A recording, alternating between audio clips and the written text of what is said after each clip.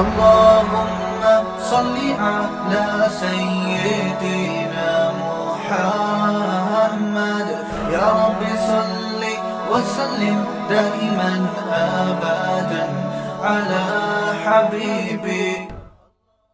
بات آپ سے کر رہا ہوں، یہ بھی ہمارے مذہب کا حصہ ہے. اپنی باڈی کو بہت زیادہ چھوئی موئی بولو مت بناؤ. پتہ ہے کچھ ٹینشنیں ایسی ہیں کہ وہ ٹینشنیں اٹھانا آپ کی ٹینشن ختم کرنے کا ذریعہ بنتا ہے، اور کچھ ٹینشنیں ایسی ہیں کہ ان سے جان چھڑانا ٹینشن کا ذریعہ بنے گا. ایک چرسی، وہ چرس نہیں پیتا، خوشی ہوتی ہے یا ٹینشن ہوگی اس کو جب چرس نہیں ملے گی؟ ٹینشن. لیکن اگر وہ یہ ٹینشن اٹھا لے گا تو ہمیشہ کی ٹینشن سے جان چھوٹے گی کہ نہیں چھوٹے گی؟ کیا خیال ہے بھائی؟ جو سگریٹ پینے کی ٹینشن، سگریٹ پینے کا عادی ہے، وہ جب سگریٹ نہیں پیے گا تو خوشی ہوگی یا ٹینشن ہوگی؟ ٹینشن ہوگی. لیکن یہ ٹینشن چند دن اٹھا لے تو یہ بہت بڑی ٹینشنوں سے اس کو نجات دے دے، خرچہ بچ جائے گا اس کا. اور وہ جو اس کی سگریٹ نہ ملنے پر طبیعت خراب ہوتی تھی وہ طبیعت خراب ہونا بند. سگریٹ پینے کے بعد جو اس کو سکون ملتا تھا وہ سگریٹ پیے بغیر ہی ملنا شروع ہو جائے گا. کیا خیال ہے بھائی؟ تو جو سکون کے پیچھے بھاگتے ہیں نا، ان کو سکون کے علاوہ سب کچھ ملتا ہے. میں نے اور آپ نے یہ دیکھنا ہے کہ اللہ رسول کا حکم کیا ہے، بس اس کو فوکس کرو گے تو سکون آپ کے پیچھے بھاگے گا. ابھی لوگ سکون مارکیٹوں میں جا کے خریدنے کی کوشش میں، یہ خریدنے والی چیز نہیں ہے، دل اللہ کے ہاتھ میں ہے. نبی صلی اللہ علیہ وسلم نے فرمایا کہ انسان کا قلب بین اصبعی الرحمن، رحمان کی 2 انگلیوں کے بیچ میں ہے، 2 انگلیوں کے بیچ میں، جس طرف کو چاہتا ہے پلٹا دیتا ہے. تو اس لیے ہم نے فوکس کرنا ہے اللہ اس کے رسول کے حکم کو. یہاں ایک اور بات میں آپ سے عرض کروں، ہم سکون تلاش کرتے ہیں کھانے پینے میں، تبھی آج کا مسلمان ہر وقت جگالی کرتا ہے. کیا خیال ہے؟ بولو نا کیا ہو گیا؟ ہر وقت کیا کرتا ہے؟ جیسے بکریاں نہیں ہر وقت کھاتی ہیں، جب نہیں کھاتی ہیں تو پھر ویسے ہی منہ چلتا رہتا ہے. ہماری بکری کو آگے دیکھ لینا کسی وقت، جب کھانا ہوگا تو کھا رہی ہوگی، اور جب نہیں ہوگا نا تو منہ چلا رہی ہوگی. اس کے علاوہ کوئی اور کام ہے؟ اور مینگنیاں بنا بنا کے نکال رہی ہوگی. ادھر کھائے گی، اتنی مینگنیاں نکالتی ہے نا بکری، کھائے گی نکالے گی ادھر سے مینگنیاں بنا کے، تو دودھ بھی بنا کے نکالتی ہے الحمدللہ. تو انسان بھی نا آج کا سکون کی تلاش میں چاہتا ہے کہ ہر وقت کچھ نہ کچھ کھاتا رہے. یہ مزاج شریعت نہیں ہے، یہ سکون حاصل کرنے کا نیچرل طریقہ بولو نہیں. اگر آپ نے اپنے آپ کو کھانے کا عادی بنا لیا نا، اس سے آپ کی ٹینشن ختم نہیں ہوگی، اس سے آپ کی ٹینشن بڑھ جائے گی، اور کھانے کو دل کرے گا، اور کھانے کو دل کرے گا. تھوڑی دیر کچھ نہیں ملا پھر دل چاہے گا، کسی کام کے نہیں رہو گے، بیڑا غرق ہو جائے گا. اس لیے ہماری شریعت میں کوئی ایک حدیث بھی ایسی نہیں ہے، کوئی ضعیف حدیث ہی ہو جس میں کھانے کی فضیلت ہو کہ کھانا کھانا ثواب ہے، کہیں بھی نہیں ملتا. یہ تو پتہ نہیں مذہب میں کھانے کا تصور آیا کہاں سے، میں تو اس پہ حیران ہوں. کوئی ایک بھی مثال نہیں ملتی ہمیں اس کی. اور میٹھا کھانا تو ہے ہی نہیں. ایک تو ہم لوگوں نے جرم یہ کیا کہ کھانا اسلام کے کھاتے میں ڈال دیا، تبھی جتنے مذہبی لوگ ہیں ان میں میجورٹی آپ کو کھانے پینے والی نظر آئی. کیوں؟ اس لیے کہ مذہب میں کھانے پینے کی رسومات ہم نے بڑھا دی. تیجے کا کھانا، 40ویں کا کھانا، پھر محرم کا حلیم، یہ سارے مذہبی کھانے ہیں نا. بھائی جان کیا ہو گیا؟ دیکھو محرم کا حلیم، پھر 40واں بھی ہوتا ہے کو محرم کا، پھر ربیع الاول آیا، وہ تو فرسٹ ربیع الاول سے لے کے بلکہ ربیع الاول سے پہلے سے ہی کھانے شروع ہو جاتے ہیں اور چلتے ہیں ربیع الاول کے اینڈ کے بعد، یعنی ربیع الثانی تک بھی چلتے ہیں. وہ پھوڑنے پھاڑنے کا ہی مہینہ کہلایا جاتا ہے. کھاتے رہو، دیگیں، بریانی، مٹھائیاں. ابھی کوئی صاحب کے بیٹا پیدا ہوا، مٹھائی لے کر آ گئے ہمارے لیے، اللہ ان کے برکت دے ماشاءاللہ. مٹھائیوں کا رواج ختم کرو. سمجھتے ہو یہ مٹھائی جو ہے ہمارے مذہب سے میچ نہیں. ہمارے مذہب سے پتہ ہے کیا چیز میچ کرتی ہے؟ گوشت، جس سے وزن نہیں بڑھتا. ہمارے نبی نے بچہ پیدا ہونے پر مٹھائی کا حکم دیا یا بکرا کاٹنے کا حکم دیا ہے؟ بولتے کیوں نہیں؟ گوشت. تو ہمارے نبی تو ہمیں گوشت خور بنانا چاہتے ہیں جس سے وزن بڑھتا نہیں ہے, اور ہم کیا کرتے ہیں, ہر خوشی پہ کیا کر رہے ہوتے ہیں, مٹھائی. تو ہم لوگوں کو لڈو بنانا چاہتے ہیں. کیا خیال ہے بھائی؟ ہم لوگوں کو کیا بنانا چاہ رہے ہیں؟ لڈو. 3 میٹھے ہیں جو شریعت میں جس کی فضیلت ہے. ایک انجیر ہے جس کا اللہ نے قرآن میں بڑا زبردست ذکر کیا. انجیر میں جس ٹائپ کا گلوکوز ہوتا ہے وہ ایک الگ ٹائپ کا ہے جو ڈاکٹر کی اس کو الگ نام دیتے ہیں اس کو. دوسرا ہے شہد, اس میں بھی ڈیفرنٹ ٹائپ کا گلوکوز ہوتا ہے. اور تیسری چیز ہے کھجور, اس میں دونوں طرح کا گلوکوز ہوتا ہے. تو اس کے علاوہ تو ہمیں نہیں ملتا کوئی. ادھر سے آپ صلی اللہ علیہ وسلم نے کوئی جلیبی کبھی کھائی ہو, یا کبھی آپ صلی اللہ علیہ وسلم نے برفی کھائی ہو, مٹھائیوں کے نام ہیں ہی نہیں. کھا لیں آپ, ہم بھی کبھی کبھار کھا لیتے ہیں, اس پہ مذہب کا لیبل بولو. یہ میرا بیان جو ہے نا, آپ کہیں گے مفتی صاحب کس ٹائپ کا بیان لے کے بیٹھ گئے ہو آپ. یہ میں وہ باتیں آپ کے سامنے کر رہا ہوں جو ہماری سوسائٹی کی نیڈ ہیں. دیکھو اسلام کی خوراکوں پہ اگر غور کرو گے نا تو پتہ چلے گا کہ اسلام آپ کو ایکٹیو بنانا چاہتا ہے, اسلام آپ کو سست نہیں بنانا چاہتا. ہمارے جو دیندار حضرات ہیں یا مسلم قوم ہے, ان کی خوراکیں ایسی ہیں کہ یہ کمبخت چست ہو ہی نہیں سکتے. تو جو چست نہیں ہو سکتا وہ مذہب پہ کیسے عمل کر سکتا ہے؟ نہیں آ رہی میرا خیال ہے بات. مذہب میں نا سستی منع ہے. نبی صلی اللہ علیہ وسلم نے فرمایا اللہم انی اعوذ بک من الجبن ومن الکسل, اے اللہ بزدلی سے بھی تیری پناہ مانگتا ہوں اور سستی سے بھی تیری پناہ مانگتا ہوں. اسلام ایک پورا پیکج ہے. اگر سستی سے نبی نے پناہ مانگی ہے, سستی کو کی حوصلہ شکنی کی ہے, تو یہ ہو سکتا تھا اسلام آپ کو خوراکیں وہ کھلائے جو آپ کو کولیسٹرول کا ڈبہ بنا دیں, سست بنا دیں, اور پھر چستی کی ترغیبیں دیں. اس کا مطلب دیکھو, ایک ڈاکٹر ورک شاپ کروا رہا ہو اور آپ کو ایکٹیو رہنے کے طریقے بتا رہا ہو, اور پھر ہر ایک کے سامنے رسگلے کے ڈبے لا کے رکھ دیے ہوں, تو آپ کہیں گے ڈاکٹر صاحب آپ کی باتوں میں اور آپ کے ایٹیٹیوڈ میں تضاد ہے, یہ دونوں آپس میں ملتی نہیں. اور آسان مثال, ایک ڈاکٹر آپ کو کینسر کے خلاف موٹیویٹ کر رہا ہو, سمجھا رہا ہو کینسر بہت خطرناک ہے, کینسر سے دور بھاگو, کینسر سگریٹ سے ہوتا ہے, کینسر موٹاپے سے ہوتا ہے, کینسر فلانی چیز سے ہوتا ہے, کینسر ڈمکانی چیز سے ہوتا ہے.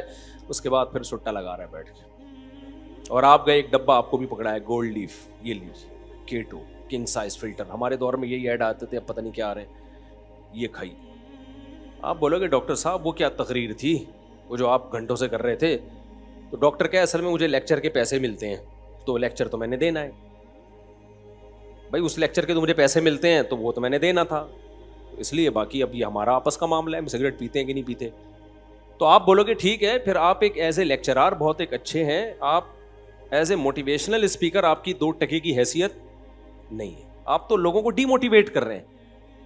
تو آپ مجھے ایک بات بتاؤ, ہمارے نبی صلی اللہ علیہ وسلم اگر خوراکیں ہمیں وہ بتاتے جو ہمیں سست بنائیں اور ترغیب ہمیں چست رہنے کی دیتے, تو کیا آپ اللہ کے پیغمبر ہوتے؟ بولتے کیوں نہیں, پھر ہوتے اللہ کے پیغمبر نہیں. آپ کو پتا ہے یہ جو کھانا پینا ہے نا, یہ ہمارے مذہب کا بہت اہم ٹاپک ہے, یہ ہلکا نہیں ہے.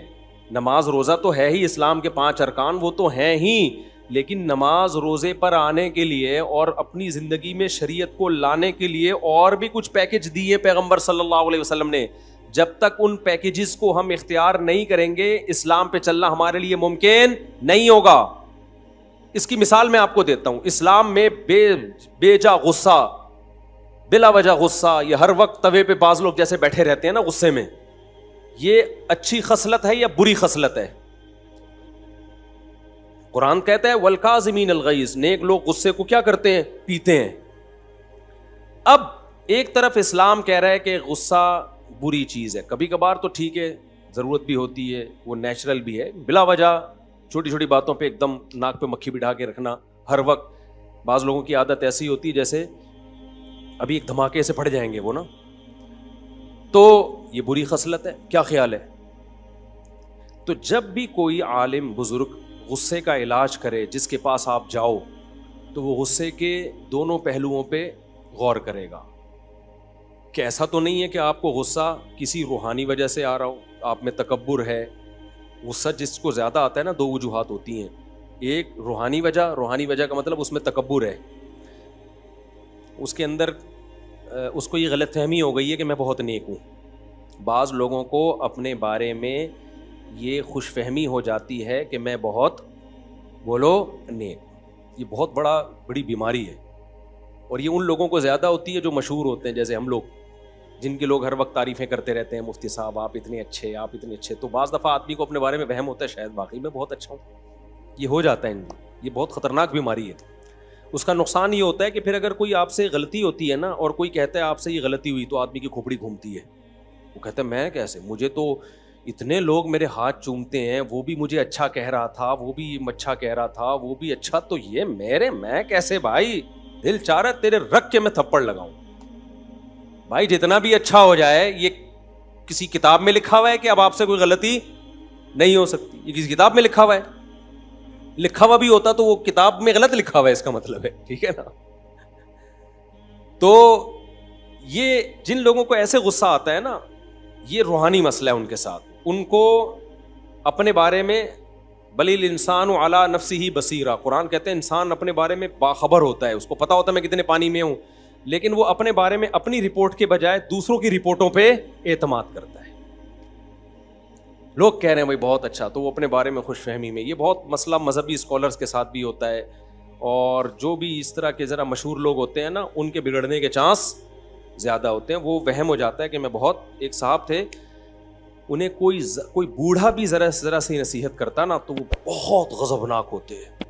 یہ بھی نہیں دیکھتے کہ یار بوڑھے کا تو تھوڑا سا, یہ عمر میں آپ سے زیادہ ہے, ٹھیک ہے علم میں نہیں ہوگا, لیکن عمر کا بھی تو کوئی خیال ہوتا ہے نا.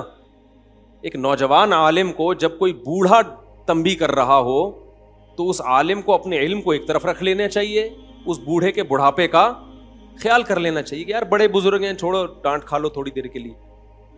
تو وہ جو ان عالم کو نا بہت زیادہ غصہ آتا تھا, کوئی بھی نصیحت کرے بہت زیادہ غصہ آتا تھا. تو میں بڑا پریشان تھا کہ یار ان مولانا کو ہو کیا گیا ہے, کوئی ذرا سی بات کرتا ہے ایک دم ایسے, اور بات بھی صحیح کر رہا ہوتا ہے وہ.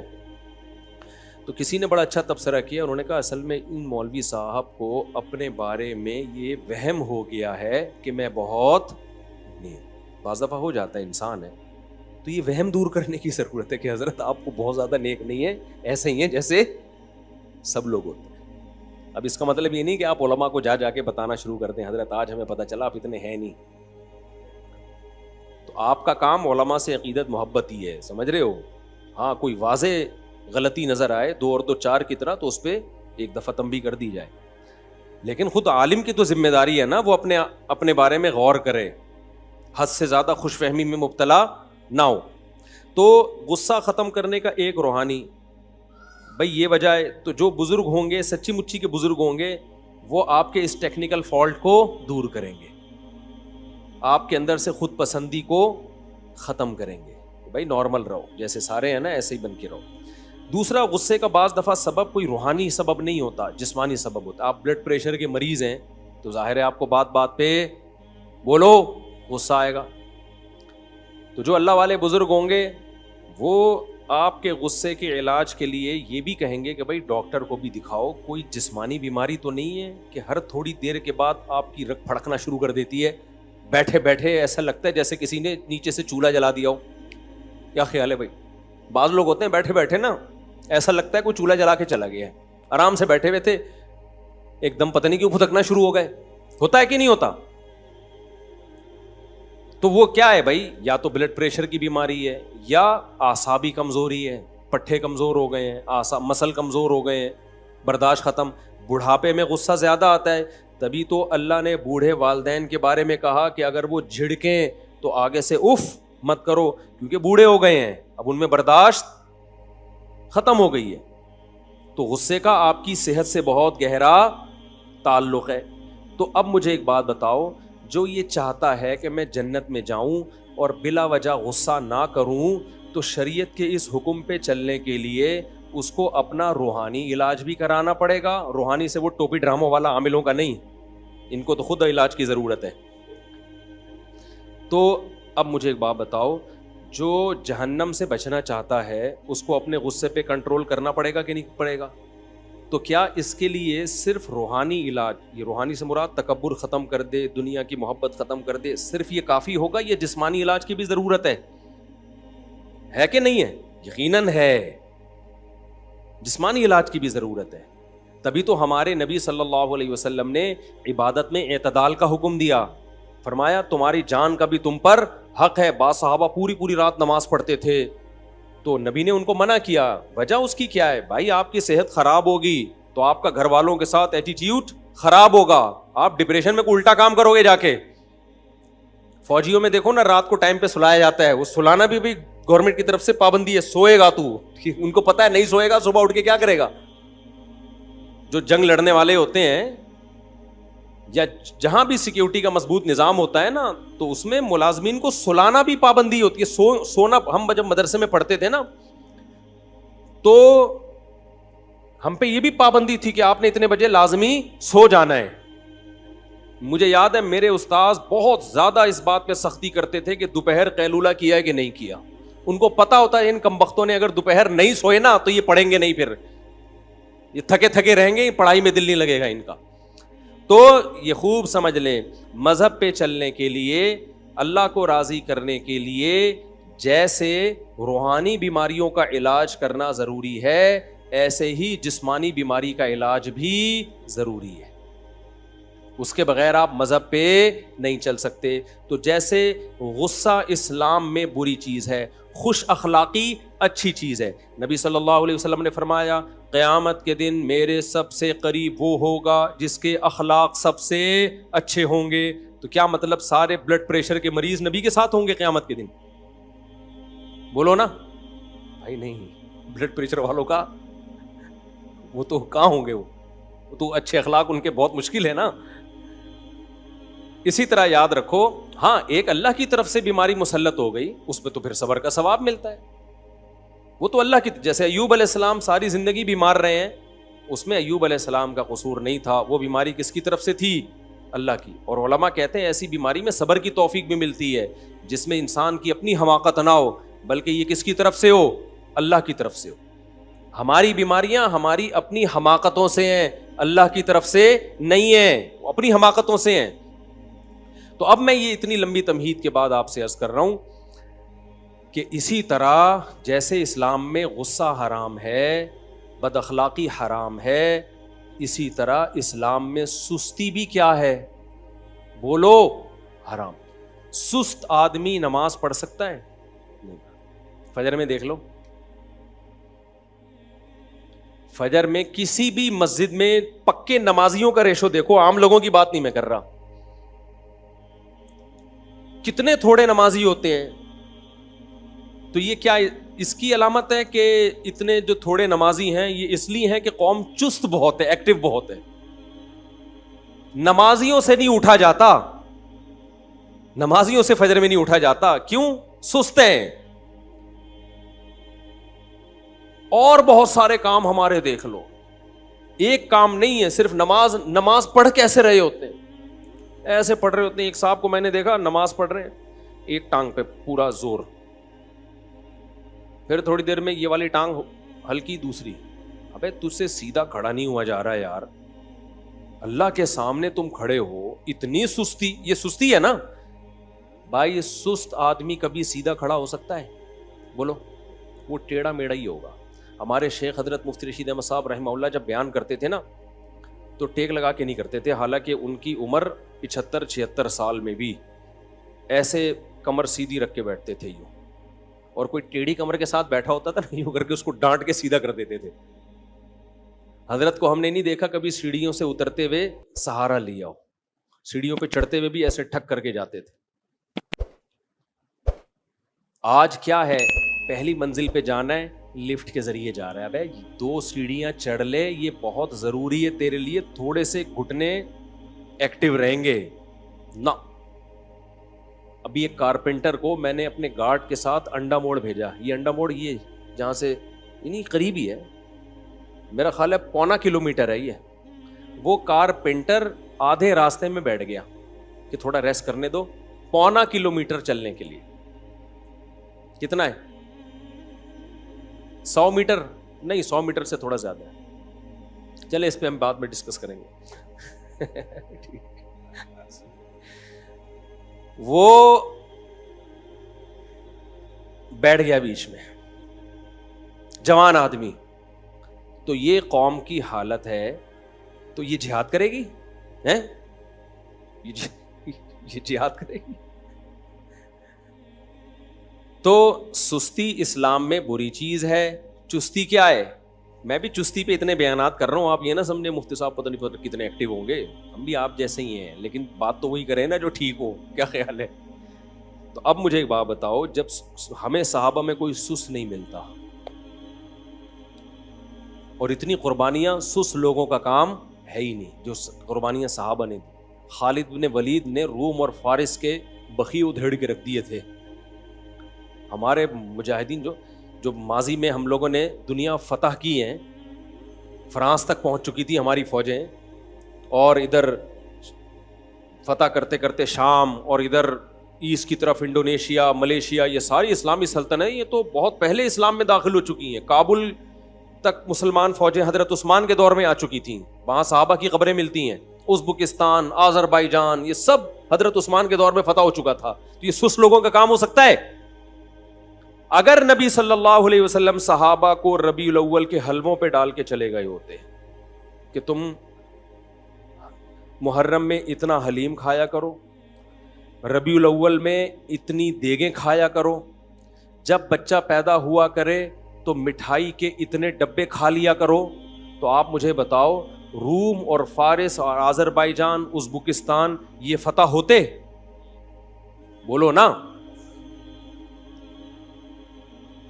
تو مذہب پہ چلنا ممکن ہی نہیں ہے سست آدمی کے لیے, سمجھ رہے ہو نا. اس سے فجر میں اٹھا جائے گا, اٹھ کے آئے گا تو ایسے لگے گا جیسے قبر سے کسی نے مردہ اکھاڑا ہوا ہے. آپ دیکھ لو نا, جو سست بچے ہوتے ہیں آپ ان کو اٹھاؤ تو صحیح, ایسے مرے ہوئے آ رہے ہوتے ہیں جیسے تجھے پھانسی کے پھندے کی طرف لے کے جا رہے ہیں, ہم پھانسی گھاٹ کی طرف لے کے جا رہے ہیں. پھر آگے بیٹھے گا تو وضو خانے میں بیٹھ جائے گا, وہیں جھومتا رہے گا بیٹھ کے. پھر وضو خانے سے اس کو اٹھاؤ گے, آگے کھڑا ہوگا, پھر عجیب اسٹائل سے کبھی ایک پاؤں پہ سہارا لے کے ادھر, کبھی ادھر, کبھی پھر ناک میں کھجا رہا ہے, کبھی کان میں انگلی گھما رہا ہے. نہ نماز میں خشوع و خضوع, نہ وضو تمیز سے ہوگا اس کا. عجیب. تو یہ کیا ہے بھائی؟ یہ کسی کام کا نہیں ہے, یہ امت پہ بوجھ ہے, یہ نمازیوں کو بدنام کر رہا ہے. بوڑھا امام ہوتا ہے نا, بوڑھا امام, وہ بیچارہ سمجھ میں آتا ہے کہ رکوع میں گیا دیر, اللہ اکبر کہہ دیا اور رکوع میں جانے میں دیر ہو گئی, سجدے میں جانے میں دیر ہو گئی, سجدے سے اٹھنے میں دیر ہو گئی. بوڑھے ہوتے ہیں وہ تو مجبور ہیں بیچارے, بڑھاپے میں ہو جاتے. میں نے جوان امام دیکھے ہیں سجدے میں جا رہے ہیں, اللہ اتنا لمبا اللہ اکبر کہ پبلک سجدے میں پہلے پہنچ چکی ہے, امام صاحب ابھی راستے میں پہنچے. یار آپ تو 30-35 سال کے ابھی ینگ ہو, آپ اتنا لیٹ پہنچ رہے ہو, سردے میں اتنا لیٹ پہنچ رہے ہو. اور چلو شادیوں میں دولہا اپنی شادی میں لیٹ آتا ہے, میں تو نکاح پڑھاتا ہوں نا یہاں, دولہا لیٹ آدھا گھنٹہ 1 گھنٹہ. میں کہتا ہوں جس کمبخت کو اس کی شادی موٹیویٹ نہیں کر سکی ٹائم پہ پہنچنے کے لیے, وہ باقی کون سے کام ٹائم پہ کرے گا؟ یا تو بیزار ہے, تیری پسند کی شادی نہیں ہو رہی, یا تو سست ہے کہ پسند کا کام بھی اتنی سستی سے ہو رہا ہے. یہی وجہ ہو سکتی ہے نا بھائی تیری. کبھی چلو حادثہ بھی ہو جاتا ہے, ٹریفک جیم ہے, کوئی مسئلہ ہو گیا, لیکن نارملی بھی لوگ یہی کر رہے ہوتے ہیں. ہم بیٹھے ہوئے ہیں نکاح پڑھانے, ہم ٹائم پہ پہنچے ہوئے ہیں, حالانکہ میری نہیں ہو رہی شادی, پھر بھی میں ٹائم پہ پہنچا ہوا ہوں. اور اگلا کیا کر رہا ہے جو دولہا ہے, 1 گھنٹہ لیٹ, 1.5 گھنٹہ لیٹ. بس کر یار, تو نماز کیسے ٹائم پہ پڑھے گا جب تیری جو شادی جس میں اتنی دلچسپی ہے تجھے, وہ تو اتنی لیٹ کر رہا ہے, گھنٹہ بعد پہنچ رہا ہے تو. تو یہ مقصد کہ یہ قوم سست ہے یا نہیں ہے, مجھے یہ بتاؤ. یہ خدا کی قسم بہت بڑا عیب ہے ہمارے اندر, اس کو ہلکا مت سمجھو, بہت بڑا عیب ہے. نبی صلی اللہ علیہ وسلم کو سستی پسند نہیں ہے, اور آپ صلی اللہ علیہ وسلم کی صحیح بخاری کی حدیث ہے, آپ صلی اللہ علیہ وسلم نے فرمایا, ہم خطبوں میں یہ حدیث سنتے ہیں نا, خیر القرون قرنی ثم الذین یلونہم ثم الذین یلونہم, یہ بہت زیادہ ہم نے سنی ہے حدیثیں. آپ کو پتہ ہے پوری حدیث ہم نے نہیں سنی, ہم یہاں تک حدیث سنا کے بریک لگا دیتے ہیں. ہمیں پتہ ہے آگے ہم نے بیان کی تو ہو سکتا ہے میرے ہی خلاف جا رہی ہو وہ حدیث, کیونکہ میرے ابھی دفتر میں بھی مٹھائی کا ڈبہ رکھا ہوا ہے, نیت خراب ہو رہی تھی میری بھی. تو نبی صلی اللہ علیہ وسلم نے فرمایا سب سے بہترین امت میری یعنی صحابہ کی, پھر ان کے بعد والی بھی سب سے بہترین یعنی تابعین کی, پھر ان کے بعد والی بھی یعنی تبع تابعین کی. فرمایا اس کے بعد شر پھیلے گا, اور شر میں آپ نے دو چیزوں کو خصوصیت سے ہائی لائٹ کیا. فرمایا ایک جھوٹ پھیل جائے گا, نمبر دو موٹاپا پھیلے گا. سمجھ میں آ رہی ہے بات؟ موٹاپے سے مراد ہے سستی, کیونکہ موٹاپا قدرت کی طرف سے ہوتا ہے, وہ نیچرل ہے. بہت چست لوگ بھی ہم نے بھاری جسم والے دیکھے ہیں, بہت کم خوراک والے لوگ بھی ہم نے بھاری جسم والے دیکھے, یہ قدرت کی طرف سے ہے. کسی کا پیٹ نکلا ہوا ہو تو اس سے بدگمان ہونے کی اجازت نہیں ہے. نیچرلی بھی لوگوں کا پیٹ ہوتا ہے, کسی بیماری کی وجہ سے نکل جاتا ہے. میں نے ایسے علماء دیکھے ہیں 24 گھنٹے میں ایک ٹائم کھاتے ہیں, وہ بھی بہت ہلکا, لیکن پیٹ نکلا ہوا ہے ان کا, قدرت کی طرف سے. صحابہ میں بھی ایسے تھے, بعض بھاری جسم کے, بعض دبلے جسم کے. لیکن یہاں وہ موٹاپا مراد ہے. تمام محدثین ایک ہی بات لکھتے ہیں, اس سے نیچرل جو موٹاپا ہوتا ہے وہ مراد نہیں ہے. یہاں وہ موٹاپا مراد ہے جو کھانے کی وجہ سے ہوا ہو. سمجھ میں نہیں آ رہی بات؟ اسی وجہ سے اس حدیث کی تشریح میں علماء نے لکھا ہے کہ نبی کی حدیث کا مطلب یہ ہوا کہ اس امت میں دو بیماریاں سب سے پہلے آئیں گی, ایک زیادہ کھانا, دوسرا جھوٹ. دوسرا کیا آئے گا بھائی؟ جھوٹ. بات کریں گے تو جھوٹ بولیں گے. ہر آدمی کیا بول رہا ہے آج, کیا کر رہا ہے آج کل؟ جب بھی کوئی بات کر رہا ہوتا ہے پتہ ہی نہیں چلتا کہ سچ بول رہا ہے کہ جھوٹ بول رہا ہے. قسمیں اٹھا لے گا, پوری بات ہی نہیں کرے گا کبھی بھی. تو اور دوسرا کھانا, کھائے جا رہے ہیں. اور مجھے اللہ کی قسم اس پہ افسوس نہیں ہو رہا کہ زیادہ کیوں کھا رہے ہو بھائی, یہ تو ڈاکٹروں کا ٹاپک ہے نا کہ کم کھاؤ, میرا ٹاپک تھوڑی ہے. مجھے افسوس اس پر ہو رہا ہے کہ اس پہ مذہب کا لیبل کیوں لگا رہے ہو. یہ میرا ٹاپک ہے, یہ ڈاکٹروں کا ٹاپک نہیں ہے.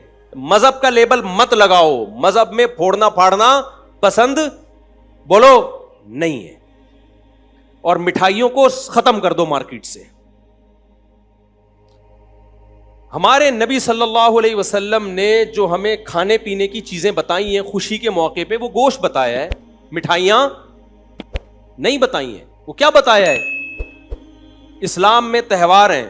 عید الفطر پہ آپ صلی اللہ علیہ وسلم نماز عید سے پہلے کھجور کھایا کرتے تھے. نماز عید سے پہلے کیا کھاتے تھے؟ کھجور. اس میں بھی یہ حکمت تھی کہ یہ بتانا کہ آج ہمارا روزہ نہیں ہے. وہ بھی چند کھجوریں کھاتے تھے بس. باقی ہمارے نبی صلی اللہ علیہ وسلم سے تہواروں پہ کیا ثابت ہے؟ بقرعید ہمارا تہوار ہے. کیا اسلام میں یہ ہے؟ دیکھو ہندو جب تہوار مناتے ہیں تو وہ طرح طرح کے ویجیٹیبل اور مٹھائیاں کھاتے بھی ہیں اور کھلاتے بھی. ایسا ہی ہوتا ہے کہ نہیں ہوتا؟ سویٹس یہی ہوتا ہے نا.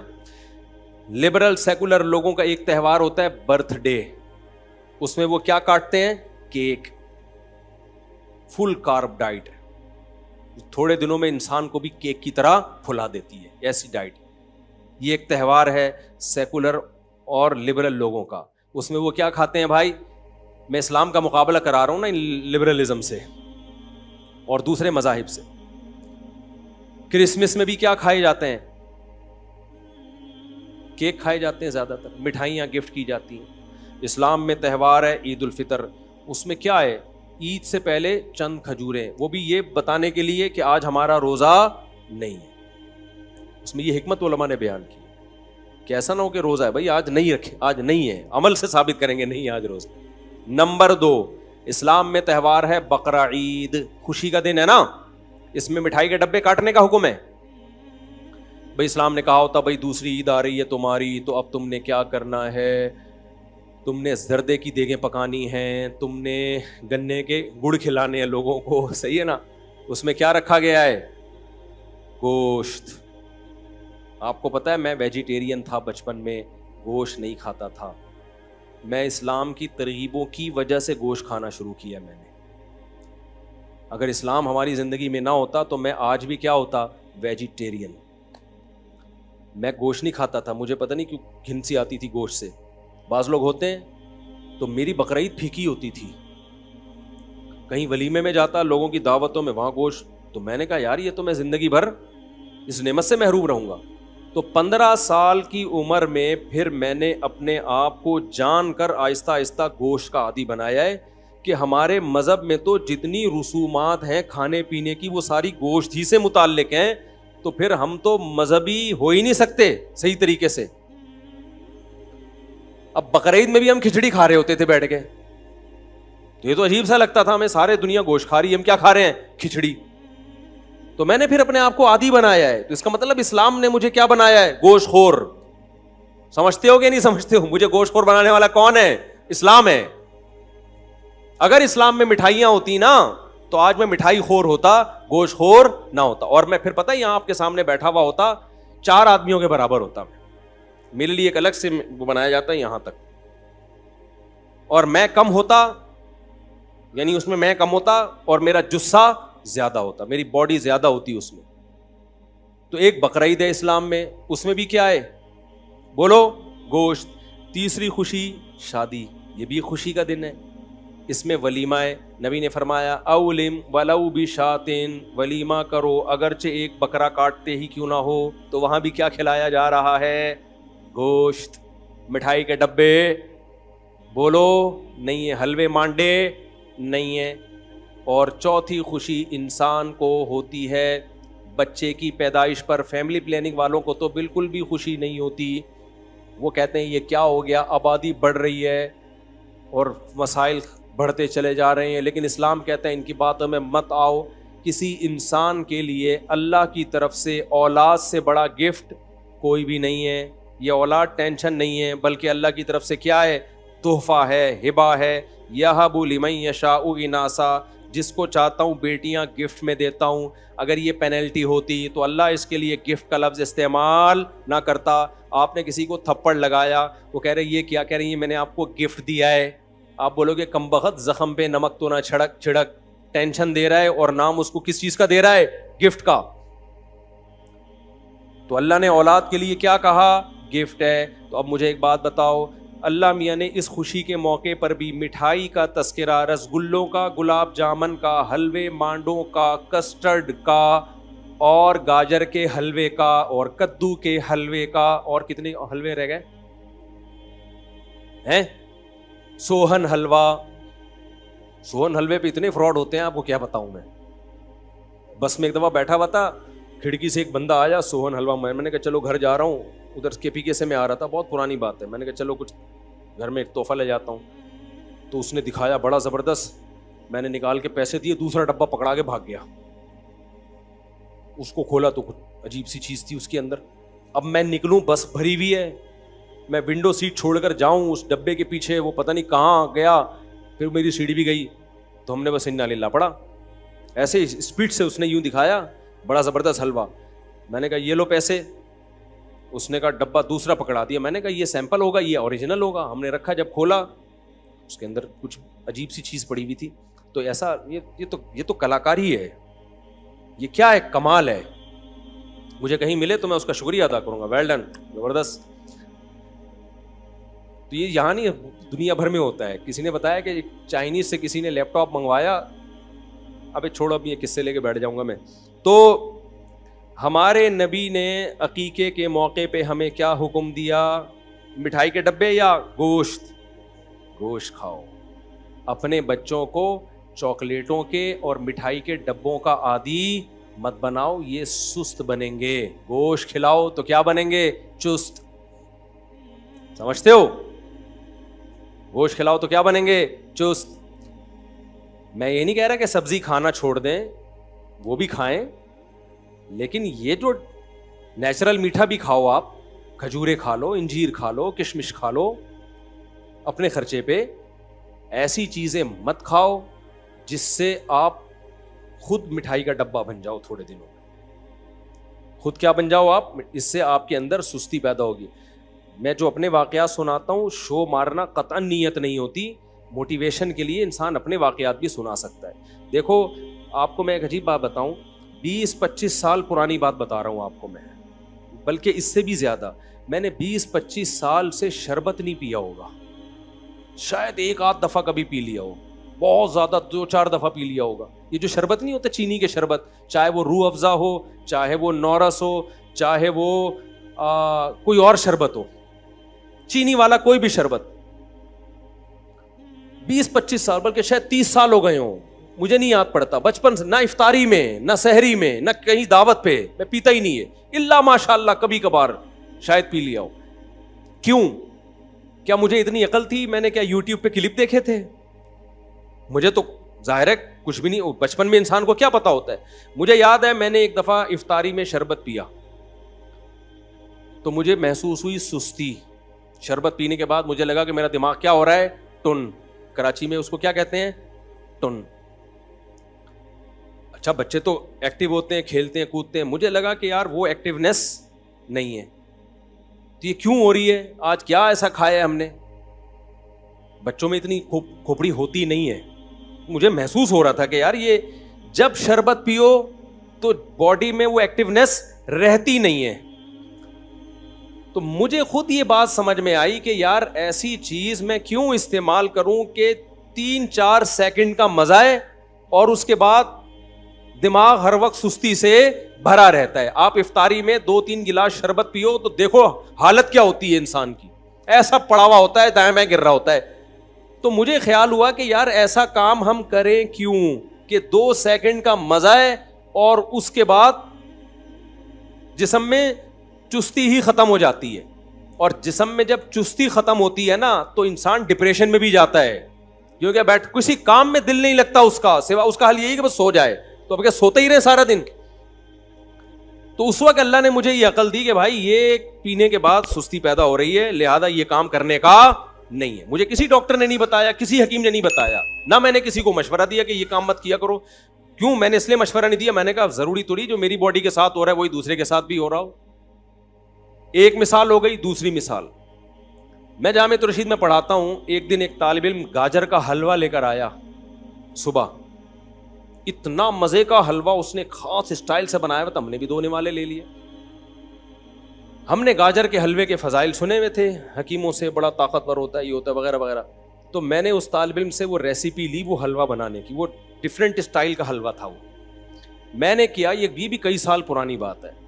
میں نے کیا کیا, میں نے کہا ناشتے میں اسی اسٹائل میں حلوہ بنا کے کھاؤں گا. میں نے وہ حلوہ بنا کے کھایا, مزہ بہت آیا.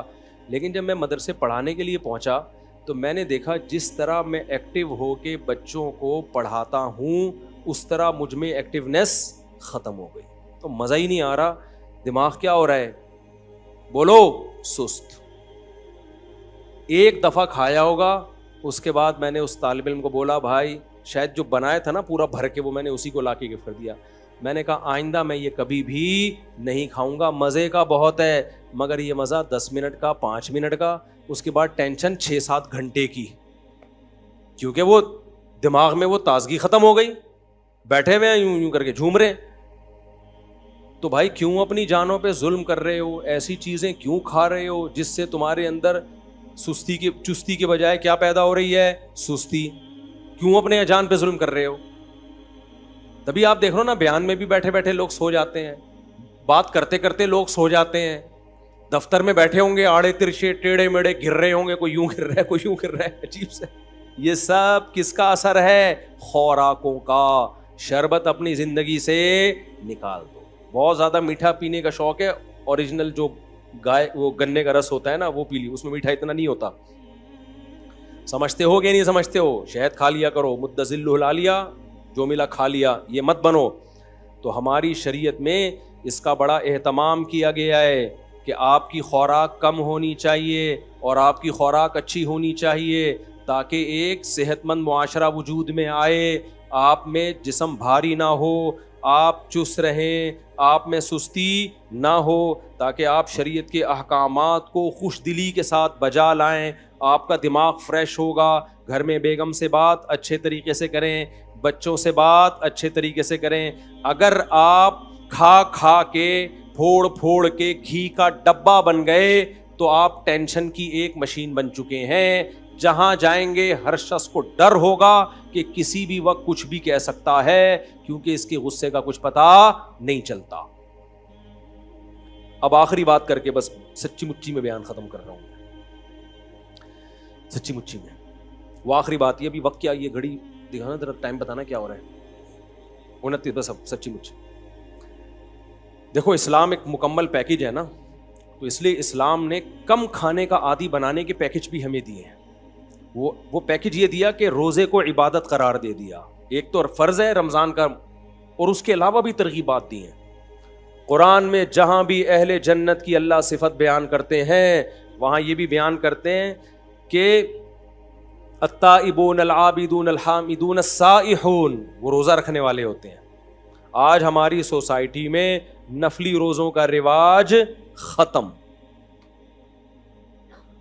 نفلی روزوں کا رواج ختم۔ آج میرا موڈ ہو رہا تھا صبح روزہ رکھنے کا، گھر والوں نے بولا نہیں بھائی بیان بھی کرنا ہے، بالکل ہی حالت، یہ گرمی اتنی شدید ہے، تو مجھے خیال آ رہا تھا کہ یار ایسی شدید گرمی ہی میں تو روزہ رکھو گے تو روزے کی عادت پڑے گی۔ میں نے نہیں رکھا، میں اتنا نیک ہوں نہیں، لیکن خیال یہ آ رہا تھا مجھے، 50% اٹھا کہ سحری کر لیتا ہوں، پھر کہا نہیں، پھر کہا کر لیتا ہوں، پھر کہا نہیں، 10 دفعہ گیا ہوں گا، پھر خیال آیا جمعے کا دن ہے، چھوڑو اتنا لمبا بیان، کیونکہ ابھی جو ہم لوگوں نے 9 ذی الحجہ کا جو روزہ رکھا نا، اس میں حالت پتہ ہی ہوگا کیا ہوئی ہے، بچے ہمارے اوندھے پڑے ہوئے تھے اثر میں، سارے بہت ہی حالت خراب ہوئی ہوئی تھی۔ لیکن آپ اور مجھے، ہم سب کو چاہیے ہم اپنے آپ کو محنت اور مشقت کا عادی بنائیں، گرمیوں میں روزے رکھا کریں، چند دن تکلیف ہوگی، اس کے بعد کیا ہو جائے گی عادت، ایسا مزہ آئے گا نا کہ مزہ نہ آئے پیسے واپس۔ یہ پتہ چل جائے گا کہ یار کم کھا کے بہت اچھا جیا جا سکتا ہے، چند دن میں ٹینشن ہوگی۔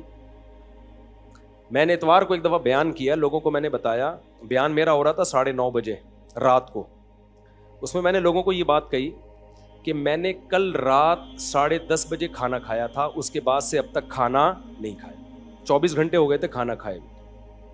تو میں نے کہا دیکھو میں 1.5-2 گھنٹے سے کتنا بول رہا ہوں، حالانکہ میں نے کھانا کب کھایا تھا، 24 گھنٹے سے زیادہ نہیں، 1 گھنٹہ، 23 گھنٹے ہو چکے تھے مجھے کھانا کھائے ہوئے۔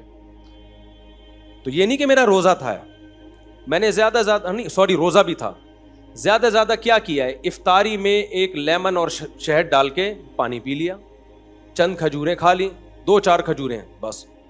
تو آپ تجربہ کر کے دیکھو نا، تجربہ کر کے، سحری تو کی نہیں تھی اس دن، کیونکہ رات 10:30 بجے کھانا کھایا تو سحری کی نہیں۔ اگلے دن جا کے افطاری میں، کیونکہ بیان تھا میرا افطاری کے فوراً بعد، اگر میں کھانا کھاتا تو بیان کے قابل نہیں رہتا، کھانا کھاؤ گے تو ٹن ہو جاؤ گے نا۔ تو ہم نے کیا کیا، شہد کا شربت بنا کے اس میں تھوڑا لیمن ڈالا اور پی گئے ہم، اور 1 آدھ کھجور کھا لی ہوگی۔ چائے کی مجھے چونکہ عادت ہے، بہت خراب عادت ہے، آدھا کپ سٹا لگا لیا ہم نے چائے کا، فٹ فاٹ ہو گئے، بیٹھ گئے۔ اتنا لمبا بیان کیا، کوئی کمزوری نہیں، کوئی ویکنیس نہیں۔ پھر چونکہ مغرب سے عشاء تک لمبا بیان ہوا، تو عشاء کے بعد جا کے پھر وہی تھوڑا سا پانی جو لیمن کا بچا ہوا تھا، شہد، اچھا لیمن کو بھی 2-3 گھنٹے پانی میں ڈال دیں، تھوڑا کڑوا ہو جائے، وہ زیادہ اچھا ہوتا ہے، وہ پی لیا۔ اس کے بعد پھر 1 گھنٹہ بیان۔ لوگ سمجھ رہے تھے مفتی صاحب کوئی بہت پہنچے ہوئے ہیں، اتنا اسٹیمنا، نہ، ہم کوئی بہت اسٹیمنا نہیں ہے۔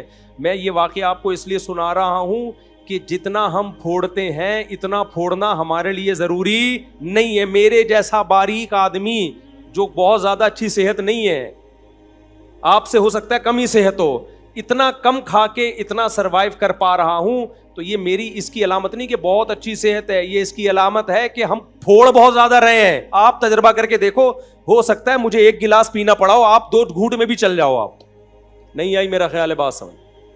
ہو سکتا ہے مجھے جو ہے نا 2 گھنٹے بیان کے لیے 1 گلاس لیمن کا شربت پینا پڑا، شہد کا شربت، وہ والا شربت نہیں، چینی والا، وہ تو پھر پی کے نہیں ہو جاتے۔ تو آپ جب کرو گے نا، آپ کی صحت ہم سے اچھی ہوگی، آپ کو اس سے بھی کم 2 کھجوریں بھی کھا لو گے تو آپ چل جاؤ گے. تو میرے بھائی یہ جو پھوڑنا پھاڑنا، صبح بھی پھوڑ رہے ہیں، دوپہر بھی بھر بھر کے کھا نہیں رہا. آج کھانا نہ بولا کرو، غصہ آتا ہے مجھے. لوگ کہتے ہیں میں کھانا کھا کے آ رہا ہوں. بس کرو یار، جھوٹ بولنے کی بھی کوئی حد ہوتی ہے. کھانا کھا کے نہیں آ رہے تم، کھانا پھوڑ کے آ رہے ہو. کھا کے نہیں آ رہے ہو تم، جھوٹ بول رہے ہو، تم پھوڑ کے آ رہے ہو کھانا. تو جھوٹ کی بھی کوئی حد ہوتی ہے، اس کو کھانا تھوڑی بولتے ہیں. تو یہ کرنا پڑے گا میرے بھائی. تو نفلی روزوں کی عادت ڈالو. ایام 20 کے روزے ہیں، 13 14 15 جمعرات اور پیر کا روزہ. اور پھر حدیث میں یہ بھی آتا ہے، نبی صلی اللہ علیہ وسلم روزے رکھنے پر آتے تو رکھتے چلے جاتے، چھوڑنے پر آتے تو چھوڑنے. ڈاکٹر کہتے ہیں 21 دن کسی خوراک کا عادی بنا دیا جائے تو یوز ٹو ہو جاتا ہے. تو آپ کیا کرو، چند دن روزے رکھو، اس کے بعد اپنی خوراک کو کنٹرول کرو. جتنی اوٹ پٹانگ چیزیں ہیں نا، چینی، مٹھائیاں، برفیاں، لڈو، جلیبیاں، میں بھی کھاتا ہوں کبھی کبھار، جلیبی کبھی کبھار کھاتا ہوں. یہ سب کبھی کبھار میں کوئی حرج بھی نہیں ہے. تو یہ سب اپنی زندگی سے کیا کر دو، بولو، نکال. تو آپ دیکھو یار تھوڑے دنوں میں، اور پسینہ نکالا کرو اپنا. میرے دیکھو پوری کمر بھیگی ہوئی ہے پسینے سے. کیا ہوا، کو مر گیا میں؟ ڈاکٹر پتہ ہے کیا کہتے ہیں، ORS بہت ضروری ہے، اس سے ڈی ہائیڈریشن ہوتا ہے. بھائی ٹوپی ڈرامے ہیں، ہونے تو دو ڈی ہائیڈریشن. عادی بناؤ، تھوڑی سی گرمی لگی ایک دم نمکیات پینا شروع. نہیں یار، آپ روٹی کھاؤ گے نا، اس میں ہوتے ہیں نمکیات. بہت زیادہ چھوئی موئی بننے کی بالکل بھی ضرورت نہیں ہے. ہاں اس گرمی میں تھوڑا ایک احتیاطاً رکھ لو کہ بالکل ہی مرنے نہ لگے، کہیں ایسا نہ ہو. تو اپنے آپ کو عادی بناؤ میرے بھائی. ہمارا مذہب تعیش پسندی ہمیں نہیں سکھاتا. ہمارا مذہب ہمیں کیا سکھاتا ہے، چستی سکھاتا ہے. اور وہ خوراک کو تبدیل کیے بغیر ممکن نہیں ہے. لڈو پھوڑنے مجھے مٹھائی کے ڈبے مت دیا کرو اللہ کا واسطہ. میں کھاتا نہیں ہوں. میں مٹھائی کا ڈبہ فوراً کیا کر دیتا ہوں، پارسل کر دیتا ہوں، اپنے دشمنوں کو کھلاتا ہوں. میں جس پہ مجھے غصہ ہوتا ہے میں کہتا ہوں اس کو کھلاؤ. ایسا، یہ میں مذاق کر رہا ہوں، ایسا نہ ہو کسی کو میں نے مٹھائی کھلائی ہو تو وہ بولے اچھا یار مفتی صاحب کو ہم سے دشمنی ہے. تو یہ ہمارے مذہب کا، اس سے آپ میں کنٹرول پیدا ہوگا. مسلمان پوری دنیا میں اسلام کو بدنام کر رہا ہے کھا کھا کے. ہماری صحتیں انگریزوں سے اچھی ہونی چاہیے تھی کہ نہیں ہونی چاہیے تھی؟ ان سے اچھی ہونی چاہیے تھی. نبی نے فرمایا المؤمن القوی احب الی اللہ من المؤمن الضعیف. طاقتور مومن اللہ کو کمزور مومن سے زیادہ محبوب. آپ صلی اللہ علیہ وسلم نے فرمایا کافر 7 آنتیں بھر کے کھاتا ہے، مومن صرف 1 آنت بھرتا ہے. آج الٹا ہو گیا، کافر تھوڑا سا کھائے گا، مومن کھائے گا نہیں بلکہ پھوڑے گا. صحیح ہے نا؟ تو یہ ہمارے مذہب کا حصہ ہے. کنٹرولنگ پاور جب بڑھے گی نا تو پھر باقی برائیاں بھی چھوٹیں گی آپ سے. کنٹرول ہی نہیں ہے، دسترخوان کو دیکھ کے بہک جاتا ہے تو پھر گناہ کو دیکھ کے بھی بہکے گا. تبھی تو اللہ نے گناہ چھڑوانے کے لیے روزے رکھوائے ہیں کہ تاکہ تمہارے اندر تقویٰ پیدا ہو. تو اللہ تقویٰ پیدا کرنے کے لیے کھانا چھڑواتے ہیں کہ جو کم بخت کھانے پہ کنٹرول نہیں کر سکتا وہ نظر پہ بھی کنٹرول نہیں کر سکتا، وہ زبان پہ بھی کنٹرول نہیں، وہ جھوٹ بھی بولے گا. اللہ تعالی ہمیں سمجھنے کی، عمل کی توفیق عطا فرمائے. وما علینا الا البلاغ.